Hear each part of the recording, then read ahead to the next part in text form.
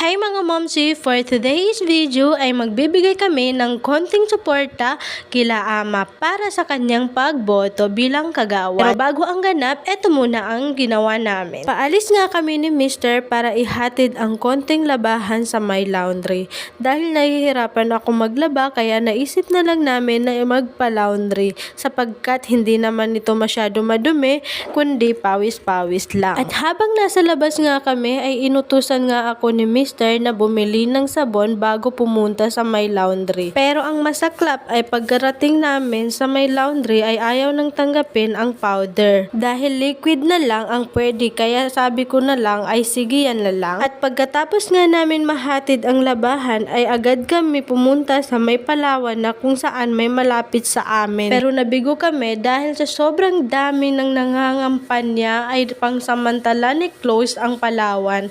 Kaya napag-isipan namin ni Mr. na sa ibang Palawan na lang kami pumunta. Pero bumalik muna kami sa bahay para kunin ang helmet dahil baka masita kami wala pa naman tayong lakas sa mga LTO. At dito na nga pala kami pumunta sa may Sunshine dahil dito lang ang Palawan na konti pa lang ang tao pag mga ganitong oras. At sa wakas nakarating na nga kami dito sa aming hinahanap.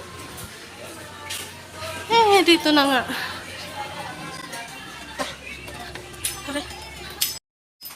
Dito na nga kami magpapadala. Ha? Dito ka ba? Ayun na nga sa mga oras na yan ay nagsusulat na nga ako at habang pinapanood nyo nga pala ito mga momsi ay gusto ko lang sabihin sa lahat ng mga taong patuloy na nagsusuporta sa aking video na maraming salamat dahil ay kundi dahil sa inyo ay hindi ko magagawa ito na mabigyan ng suporta ang aking mga magulang galing sa panonood nyo lang ng aking video. At gusto ko rin magbigay ng advice sa lahat ng mga baguhan na wag kayo sumuko kapag pinasok nyo na ang gawaing ito ay matuto tayong tumanggap ng pandalait ng iba dahil hindi lahat ng nanonood sa'yo ay supporter mo. Pero kahit marami silang ibabato sa'yo, hayaan mo na lang. Magsumikap ka na lang lalo at gawing inspirasyon ang mga salita nila. Patunayan mo na lang na kaya mo. Dahil kung kinaya ng ibang tao, kakayanin mo rin. Masakit inulog ito. So, hinulog namin yon bilang suporta sa aking father na bubuto bilang isang kagawad. So, suportahan nyo na kasi may makain na kayo dun. Yes po.